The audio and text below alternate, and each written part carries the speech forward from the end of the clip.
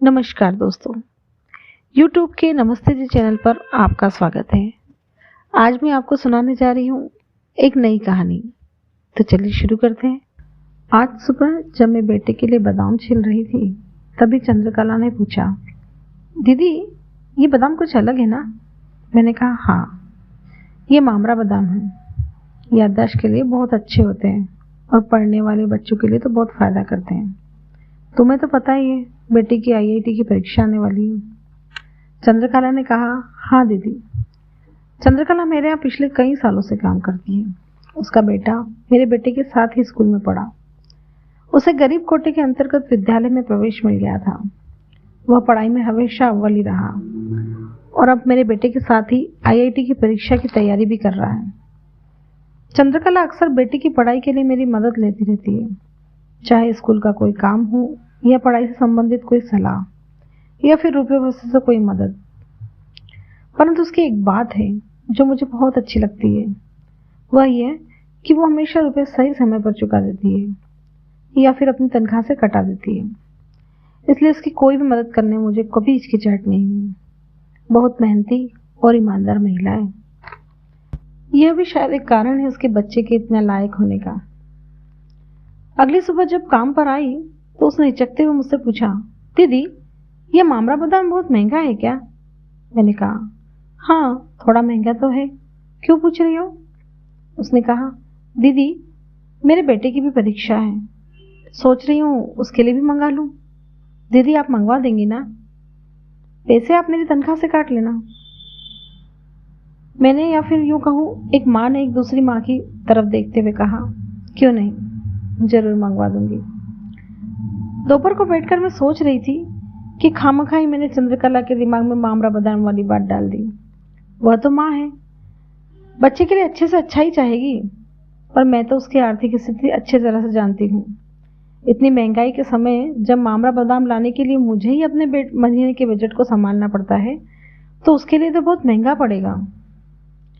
मैं कब से उससे कह रही थी, कितना चलती हो, पैर बुरी तरह से फट गए हैं, एक जोड़ी जूते क्यों नहीं ले लेती? और वो हर बार हंसकर टाल देती, अरे दीदी काम तो चल रहा है ना, अभी तो बेटे की पढ़ाई जरूरी है, मैं बाद में कभी ले लूंगी। अपनी सारी आमदनी तो वो पहले ही बेटे पर खर्च कर देती थी और मैंने भी अपना नया खर्चा उसके सर लगा दिया। इसी उधेड़बुन में थी, तभी पति घर आ गए। हंसकर बोले, मैडम आज किस उधेड़बुन में लगी है?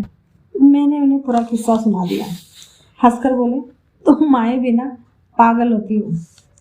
मामरा बादाम का पढ़ाई से क्या लेना देना?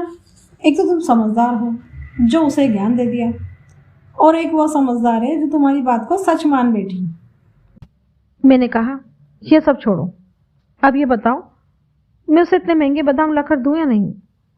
पति ने कहा, क्यों, उसका इतना खर्चा बढ़ाती हो?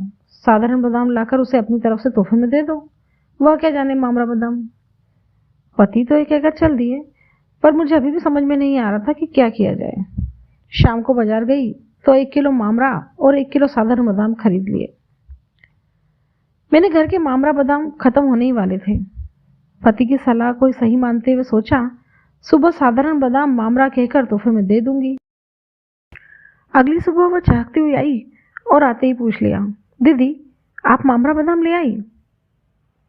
उसकी बेटे को मामरा बादाम खिलाने की उत्सुकता देख मेरा मन एक पल में बदल गया और उसे मामरा बादाम का पैकेट पकड़ाते हुए कहा, ये लो चंद्रकला, पर मैं इसके पैसे नहीं काटूंगी, यह मेरी तरफ से तुम्हारे बेटे के लिए तोहफा है।